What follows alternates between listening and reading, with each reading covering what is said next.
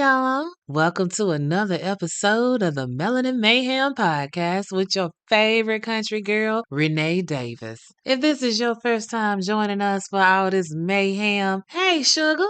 Clearly you a fan of true crime on the black hand side. And I gotta tell you, today you stumbled across a good one. The Melanin Mayhem podcast shines a big old spotlight on prolific melanated criminals you may not have heard of, or if you do know about them, you don't know the story the way I tell the story. I'm just saying the country girl got away with words, or so they say.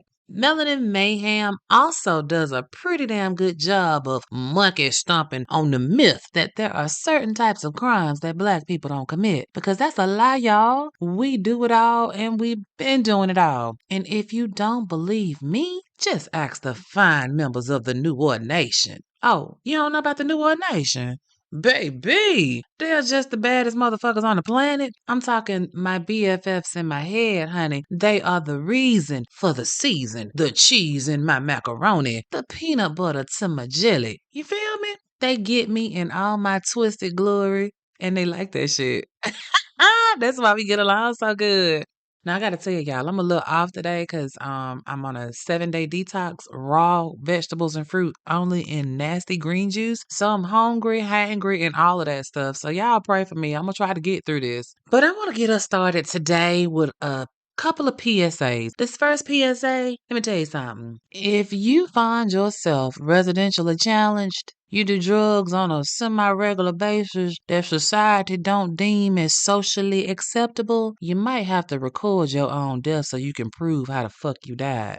Like, I'm totally being serious here. Please believe if you're on the drugs, they're gonna say you overdosed. And in many cases, they ain't even gonna look at you to see if it was something else. And the cause of death on that death certificate is gonna say too much dip on your chip. And the case gonna be closed. That is until a goddamn serial killer jump off the porch on their ass and then they realize that, oh, you didn't snort, shoot, or smoke your way to the ancestral plane. A motherfucker sent you to the upper room. And then all they gonna say is, oops, my bad. That is if they say that.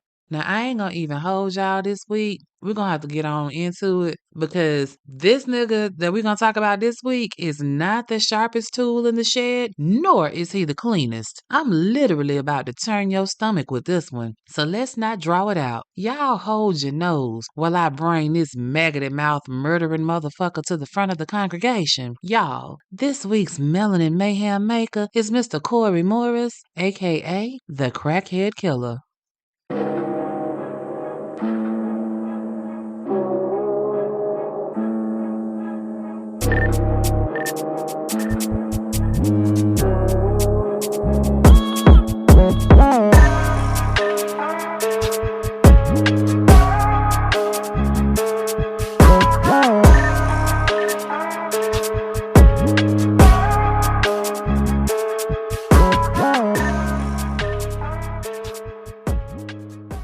Now, all right, y'all, that second PSA I want to really give you before we get going into this thing like we normally do, I just want to say, it ain't even a PSA. I just want to clear something up. I didn't name this funky nigga we gonna talk about. And what's crazy is I probably would have called him something slick. You see, I called him a maggoty mouth murdering motherfucker. But for some reason, I'm a little pissed. I don't necessarily know why. I don't know if it's the detox or what, but I really am a little pissed at this name that they gave this man. I mean, who gave this punk ass nigga this nickname? I think it's really bothering me. Like, this nigga wasn't out here calling himself the Crackhead Killer. And if he did partake of the cracky crack from time to time, nobody that knew him ever called him a crackhead, right? So, he's not the crackhead. And if he ain't the subject, that means y'all talking about the women?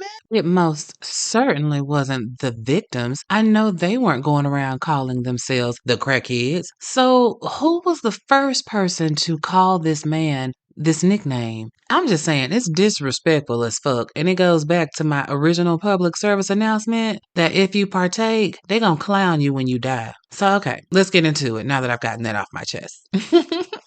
So Cory Dion Morris was born May 10th, 1978 in Oklahoma City, Oklahoma. Now his mama's name was Wilma Morris. He had two younger siblings, a brother named Brandon Morris and a younger sister whose name I just could not find. Y'all know I tried. Now Miss Wilma was a nurse and she was a single mother, but they say she ruled her house with a stern hand and kept them children in church. And it was just the four of them. And they was tight. Cory was a mild-mannered child. He ain't caused no problems. Mannerable. Did as he was told. No criminal interactions with the popo like that, you know what I'm saying? Cory seemed to be the textbook example of going along to get along. He didn't start nothing, so it wasn't gonna be nothing. And everybody said that this young man didn't want nothing to do with nobody that had anything to do with drugs. He was firmly team just say no. So Cory eventually he graduates, and I couldn't find anything on when and where, but we'll go with the average and say that he would have been done with school by 1988 for sure by the time he was 20, right? And Cory did his regular dude life in Oklahoma City, and I'm guessing he really couldn't find his footing with his adulting. You know what I'm saying? It happens sometimes. The boy had big dreams. They say he wanted to be an airborne ranger, and then he wanted to be a chef, and then he wanted to teach. It seems that our boy Cory lacked the focus or follow through. You know, he had big dreams, but the execution part of this thing, not so good.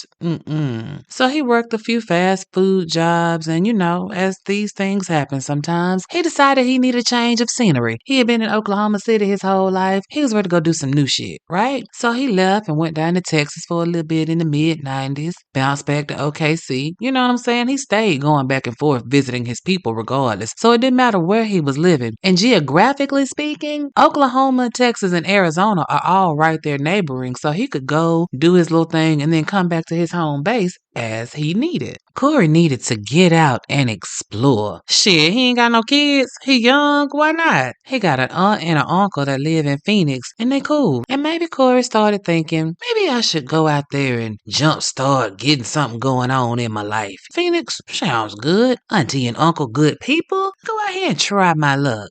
So I imagine that he talked it up with his family, and then his auntie and his uncle gave him the green light. Because you see, they had a little camper type of situation in the backyard. Not an RV, but a camper. You know, it's like a hard-sided tent that people hook up to their trucks and pull when they going to go do outdoor shit. Well, TT and them had a little camper in their backyard, and they said that Cory was welcome to use it. And that way he could maintain his sense of independence. You know, he got his own little tent, but he got full use of the house for the bathroom and the kitchen. You know, when he want a little eating something, he need to clean himself, you know? That sounds like 20-something heaven, right? So Cory moves to Phoenix somewhere around mid to late 1999. Now, Cory acclimates himself to his new home and his surroundings.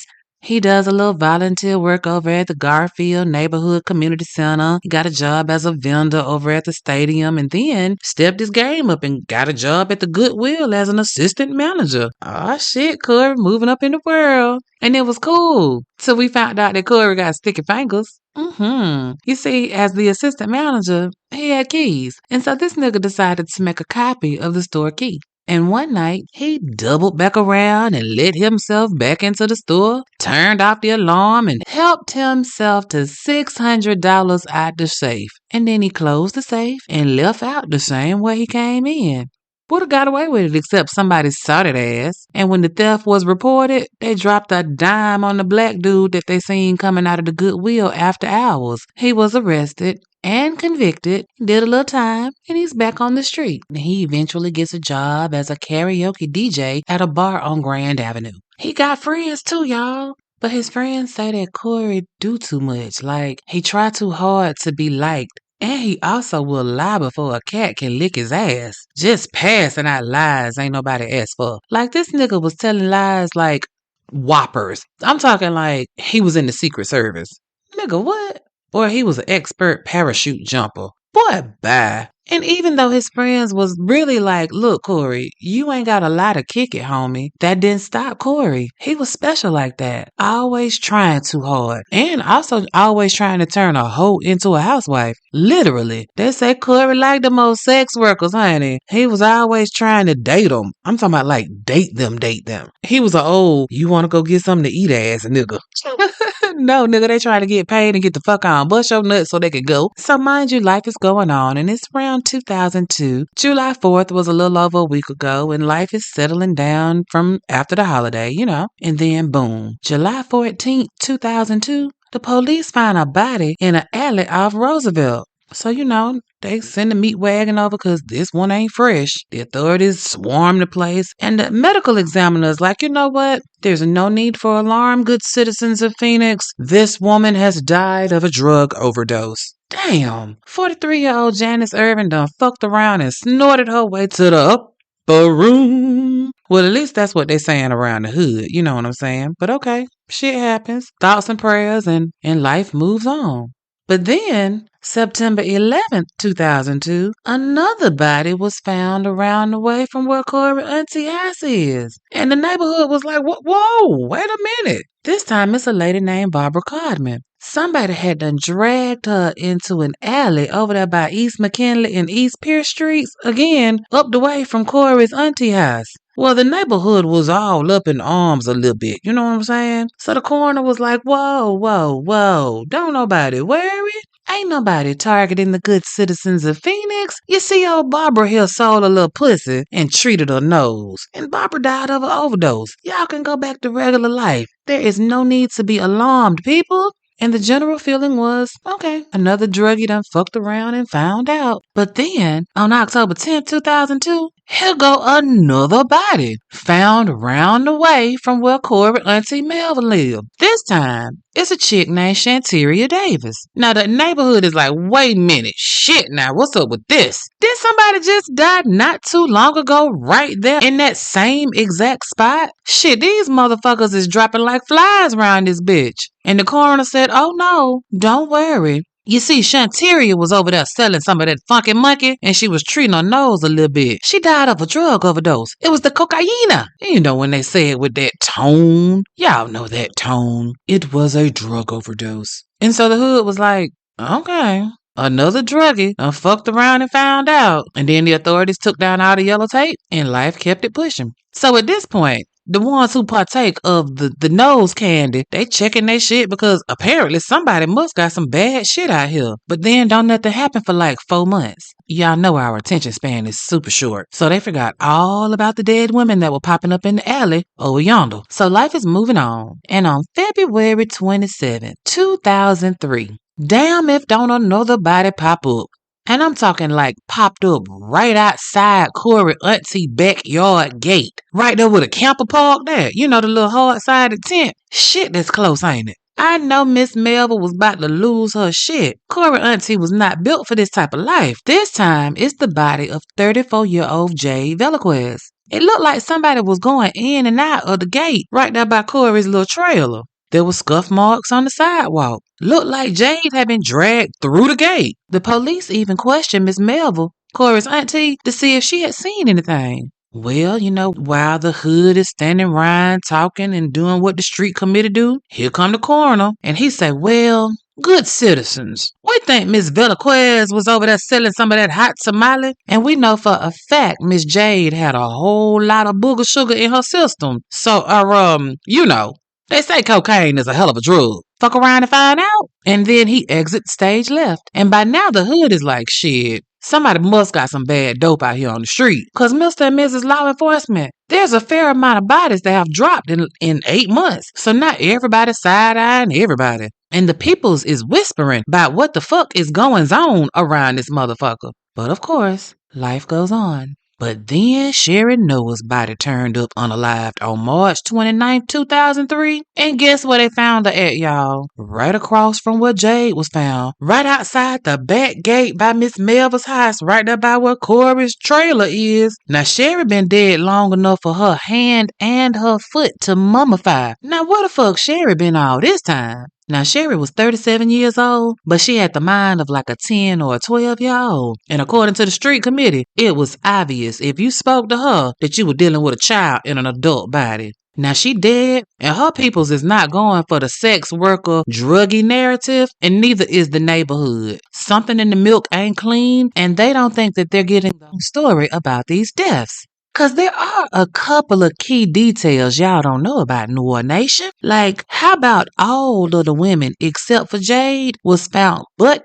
bookie ass naked? I'm talking day one birthday suit naked. So okay, they may all like to partake of the fruits of the coca plant, but where they got them clothes at? So what? They was just walking through the alleyways of Phoenix naked, tooting powder? Did they sell their clothes to the dope man? When they started taking fabric as payment for drugs. This don't make no sense. There's also the fact that when the naked bodies were found, let's just say they were not freshly dead. No, these women were badly decomposed. I told you Sherry was partially mummified. So, where the fuck they been all this time? So, okay, let me get this straight. We got these women dead from an overdose with no clothes on, but ain't nobody seen a naked woman running around, and she didn't just fall dead from a hot dose. Somehow, this body y'all found today been dead for a minute, but it just showed up on the scene today,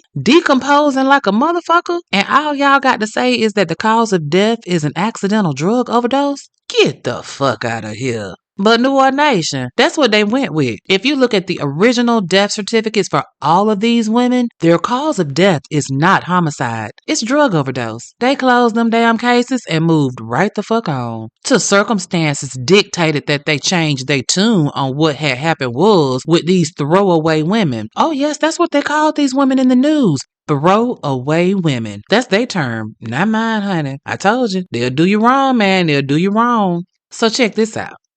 Around Aprilish 2003, Cory's co-workers started complaining that Cory was stinking up the joint. Like, this nigga smelled like the worst breath and badussy times 1,000,000. I'm talking about the shit that make your eyes and your nose water kind of stink. But you know, 2003, everybody was being very PC at work, right? It's a bunch of white folks that work in here. Cory a black man. Boss man didn't want to say nothing to embarrass Cory. So everybody just started trying to stay upwind and hold their breath when they was around this nigga. Good thing the DJ only worked 3 days a week, and you know the DJ is tucked over there in the corner, so Cory wasn't really exposing himself to everybody, but his scent carried. But Auntie Melva and Uncle Ron, they didn't give two shits about being PC, because they, around that same time, started smelling Cory's ass too. And something was funking up the smell of their house. And I can see Miss Melva now. She in there cleaning everything in sight, trying to get that goddamn smell out her house. Then one day,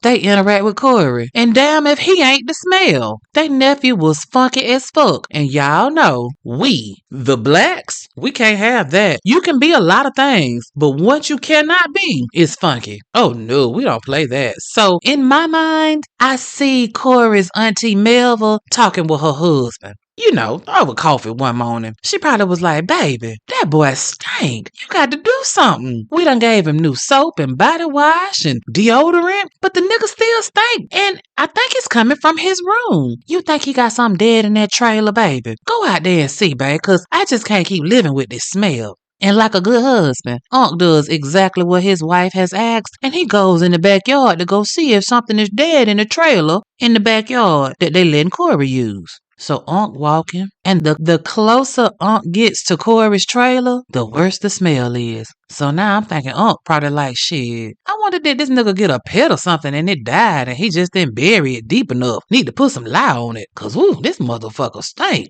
So Unc get to the trailer, and it's just a swarm of flies that he trying to get through. The fuck? So he make it to the camper. He opens the door and stop cleaning his tracks, y'all. Now, y'all know this camper ain't but yay big. You can stand in the door and see all around that motherfucker. Unc opened that door, and after the stench almost laid his ass low, his eyes were drawn to the floor. Please tell me why there are mounds of maggots everywhere. It's so many goddamn maggots that they look like they're boiling. Like, every time I have to say that, I feel like I'm about to throw the fuck up because the mental picture of all of this is, oh my God, oh Lord. So Unc is shooketh. Cause what in the fuck? Why in the fuck are there maggots on the floor of my goddamn trailer? And then them eyes. Y'all know we talk about them eyes. You can't help what your eyes see. So after Unc get over the shock of all these motherfucking maggots, he continues to take in the scene. Why is there a woman, face down, ass up, half on the bed that ain't moving?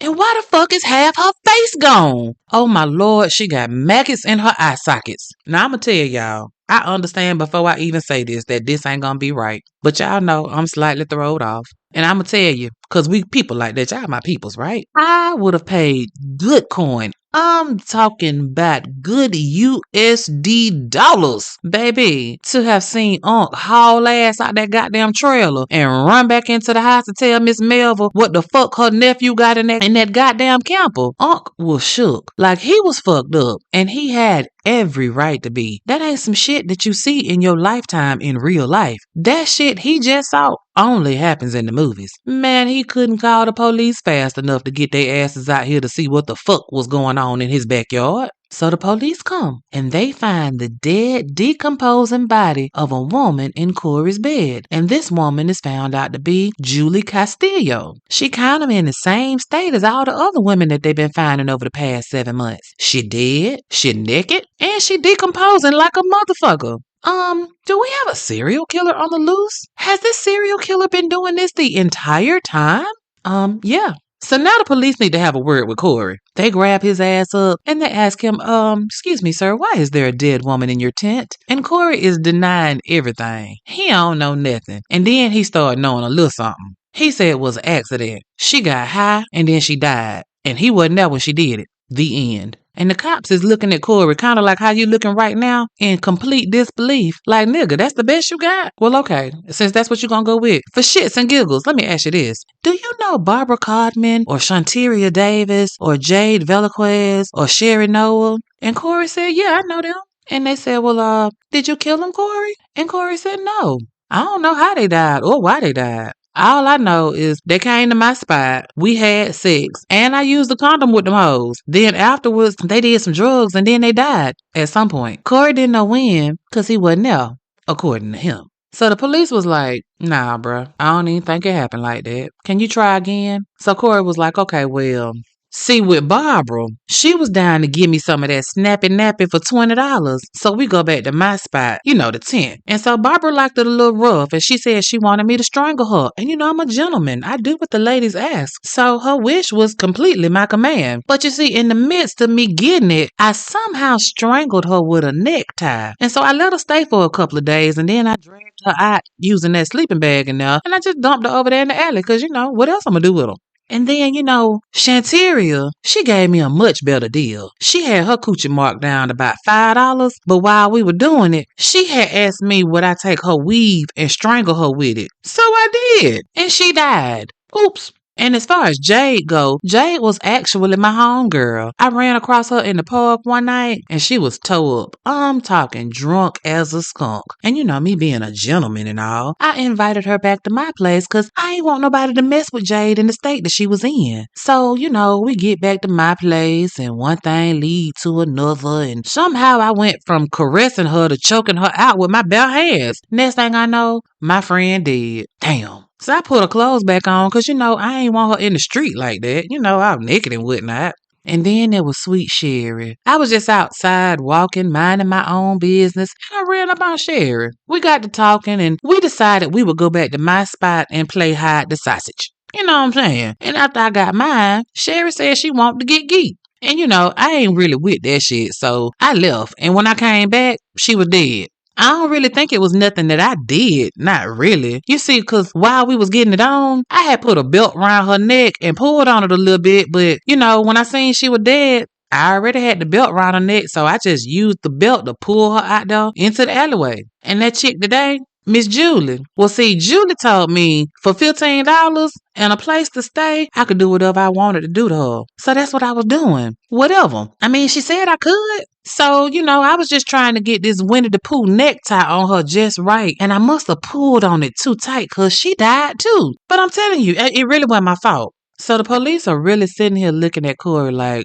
is this really happening? Is there a camera? And so they asked Cory this. They said, so Mr. Morris, did you have sexual relations with these women after they died? And Cory said, define sexual activity. You see, cause I be having wet dreams and shit, and I do ejaculate, and sometimes it gets some good hang time, and the trajectory be just right, and some of my juju might have splashed over there or something. You know what I'm saying? It could happen to anybody.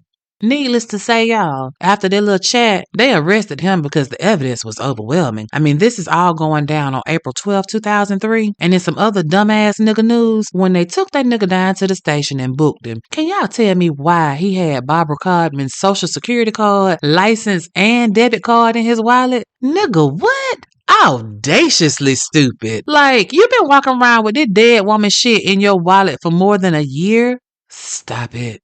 Now, after they interview Cory, the truth starts coming out, and more details start to emerge from the original autopsy reports. It seems that these naked, decomposing women also had skin slippage on their inner thighs and ass and breast.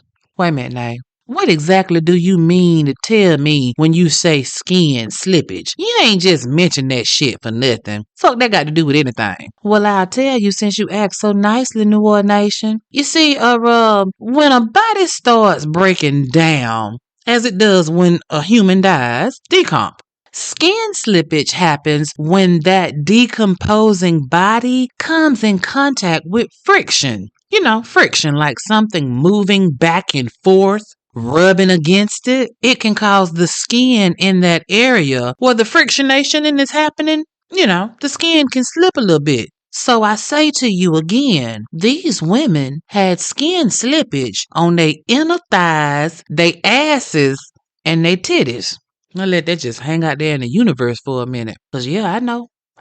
Yes, he's a nasty motherfucker. He was in there fucking them goddamn corpses. And apparently, he kept them until they started to disintegrate. And then he would load them up, drag them out, and dump them up the street and around the corner or outside the gate. Like they some fucking trash. Like, remember, they saw the drag marks. They kept on saying that it was drug overdoses.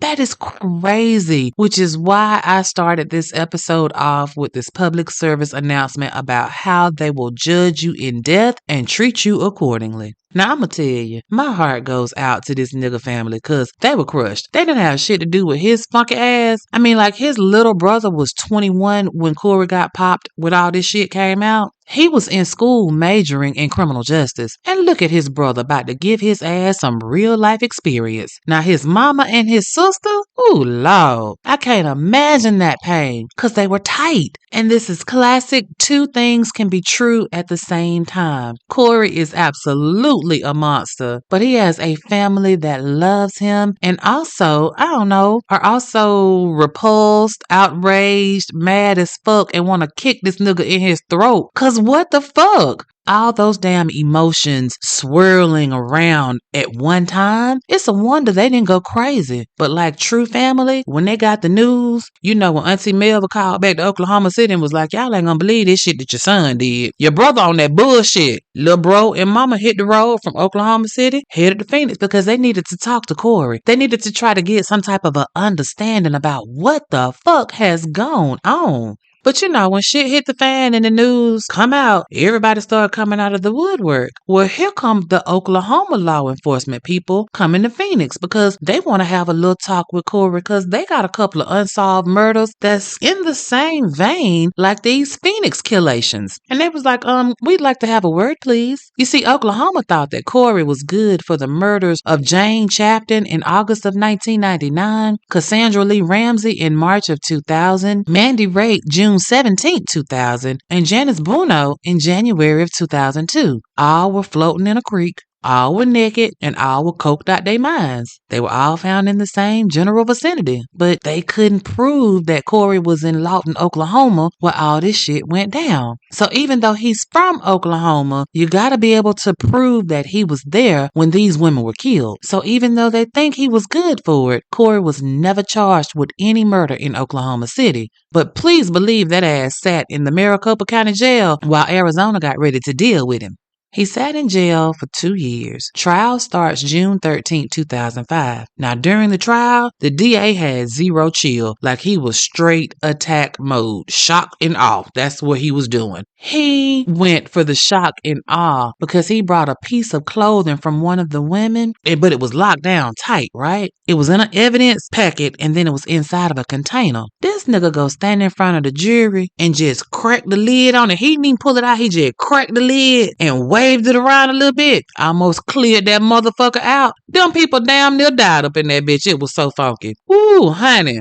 That was damning, like super damning. And then on top of that, they had all kind of evidence because Cory didn't throw shit away from his tent. His DNA was on the women. His DNA was inside the women. His DNA was under their nails. Their clothes were in his camper. And remember, everybody with Jade was naked. Their clothes were still at Cory's house. His DNA was all up on the shit. But baby, pulling that piece of evidence out and letting the jury smell it, that probably was what did it for Cory's ass. Like, baby, you can't play with that. The smell of death, and apparently it was really, really, really bad. Now, Cory's defense, if you want to call it a defense, was to sit quietly and stare at the ground. And when they did talk, all they said was, Cory was very naive and he did it, but it wasn't premeditated. It just kind of happened. Y'all know he had a trying childhood because he was always worried about his body odor. He was a good kid that always showed up for work on time. Y'all need to show him some leniency. Don't convict him.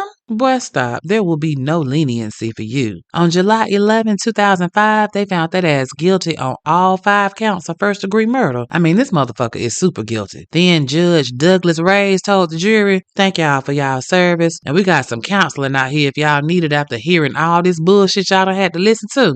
Now, the sentence? Straight death. And on July 19, 2005, they made it official. Nigga, you is headed to death row. That funky ass, trifling ass, disgusting ass nigga Cory is the property of the state of Arizona. He is inmate number 196851 at the Tucson State Prison Facility awaiting his death sentence to be carried out. Now, he has filed a few appeals because, of course, those are automatic. But ain't nobody trying to hear that shit, homie. You getting the fuck up out of here at some point, and it ain't gonna be walking out. They're gonna be rolling your ass out. You can believe that. And that, Noir Nation, is a gross ass story of a trifling nigga named Cory that killed at least 5 and possibly 10 or more women and got away with it until he just got super fucking sloppy and finally got himself caught.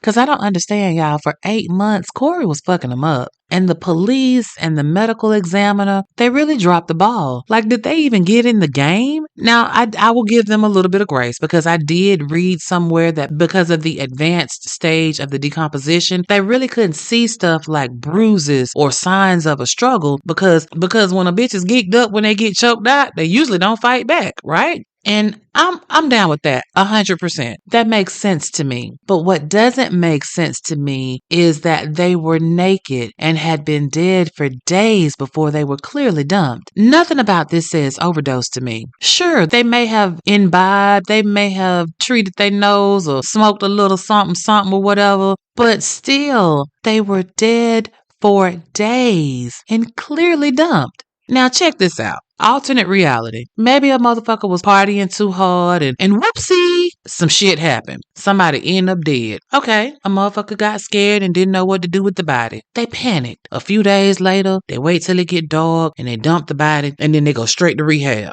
That's a one-off that you could probably sell me and I might buy. Because maybe I just sold it to y'all. But here's the thing. When bodies 2 through 5 show up, all that looking the same shit with skin slippage in places where sexual shenanigans seem to be the culprit of the slipation, and y'all still hollering drug overdose, that's where I have a problem. Because that's legit pissing on my head and telling me it's raining. Like, I prefer you keep it a book. Tell me what's really going down when it's going down.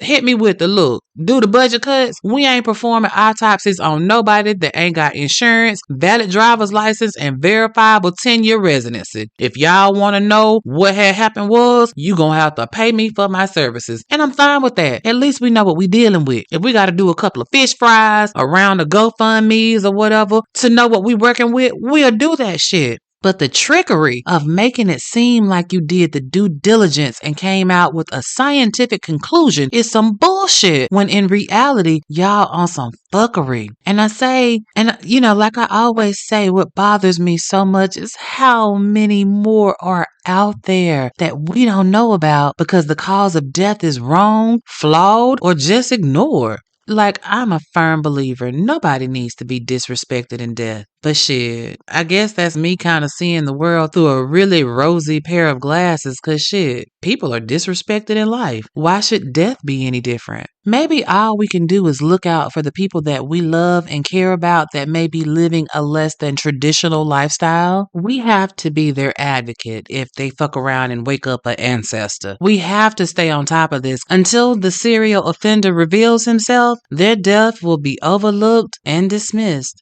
But what cannot be dismissed is the love of the mayhem, baby. Honey. We love that shit. And you can let everybody know by hitting like, follow, and subscribe right there on your screen. Let your fingers tell the world, honey. Go ahead and leave me a comment and tell me what you think. You know I love those. This week's comment is coming from Moody Mom 513. She says, my country sister. Listen, the country girl is part of the family at this point. I love the way she tell these stories and straight drags these offenders. It's more than a podcast. I answer back like she's in the room. I love this pod for us. It's like hearing true crime from your home girl. I'm a Jersey girl, but you can't tell me I'm not a country girl when they comes on. Keep giving the peoples what we need. Man, Miss Moody Mom 513, baby, that's what I'm trying to do. Here every Wednesday for your listening pleasure, baby. And thank you for being down with the Noir Nation and spending just a little bit of your day with the country girl. And for the rest of y'all, if you out here in these social streets, on X, I'm Melanin Mayhem PC. On YouTube, Facebook, and Instagram, it's Melanin Mayhem Podcast. If you haven't done so already, go on over there on Facebook and check out the Melanin Mayhem discussion group. It's private, so you can say what you want to say and not have to worry about the people that look down their nose because you be kikiing a little bit. They don't understand, but we do. And if you know of a melanated mayhem maker that you think I should do an episode on, y'all keep dropping me a line over at melaninmayhempodcast@gmail.com. I say it all the time, but again, I can't say it enough, y'all. I so appreciate y'all so much for listening to my crazy ass, and I really, really, and truly from the bottom of my heart appreciate you spending just a little bit of your day with your favorite country girl. Until next week, you know the drill. Stay safe, stay vigilant, stay looking out there in that trailer if you got somebody living in your backyard. I'm just saying. Because remember, if you stay ready, you ain't got to get ready. I'm just saying. It's one love, Noir Nation, and your favorite country girl is out of here.